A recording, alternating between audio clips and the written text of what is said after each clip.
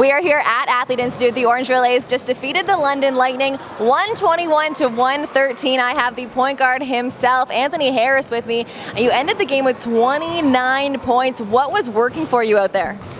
Just taking my time and picking my spots, reading how they was guarding me. Earlier in the game, they kind of was a little bit nonchalant on ball screens, and then they started going under. So got into a good rhythm when they started going under ball screens, and that led to the second half. You and one other player on your team, Relier Jefferson, you guys together had almost 60 points. You had 29, he had 30. What's the importance of these two new guys coming on the team and immediately making that impact? It's very important because you already got some key guys that came back. Of course, Jamison Tiven, who's played here, Rick Bodiford, who played here last year, and then Moss is a load. So, I mean, that helps him out. So you got two guys that can kind of get their own shot. I think that opens it up for everybody.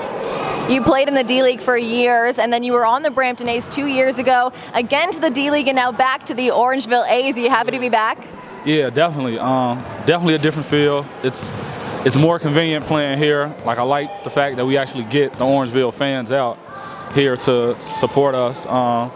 And all in all, like I said, it's a different vibe here. Like, Coach Brandon's been around, he knows what to expect from guys. So that's just a good feel. He coached pros. So it's good just being back and being with an organization that really want to win.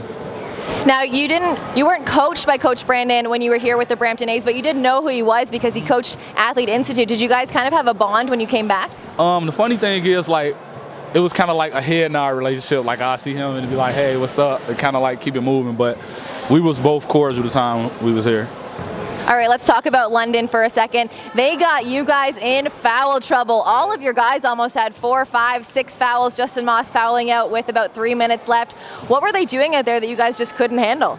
Well, coming to this game, of course, we watched them, and we knew that they bigs was going to be a load. Royce White, Boyd, both is tough down low, and they put a lot of pressure on us. And we just tried to make those guys earn it. No easy layups, no easy baskets for them. So sometimes when you the aggressor, that usually happens. And for me personally, I'd rather us be the aggressor than not the aggressor.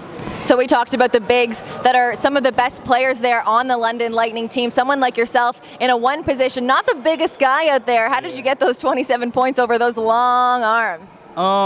Like I said, just picking my spots, taking my time, trying to outthink guys a majority of the time. Especially, you know, I'm 32, so I can't do some of the things that I used to do when I was in my 20s. So just being as clever as I can. All right, I'm going to let you go celebrate with your team after this one last question. You guys have your next home game is January 15th against the KW Titans. What are fans going to expect if they tune into that game? A tough game. Like, I think in the first 4 games everybody's watched us, they seen a tough team. All our games have been close. So one thing that they will not lack with this team is toughness. All right, guys, the Orangeville A's moved to 3-1 record after the victory tonight against the London Lightning. Make sure you tune in to their next home game, January 15th. Anthony, great game, and I'm excited to see you in the next game. Thank you. Appreciate it.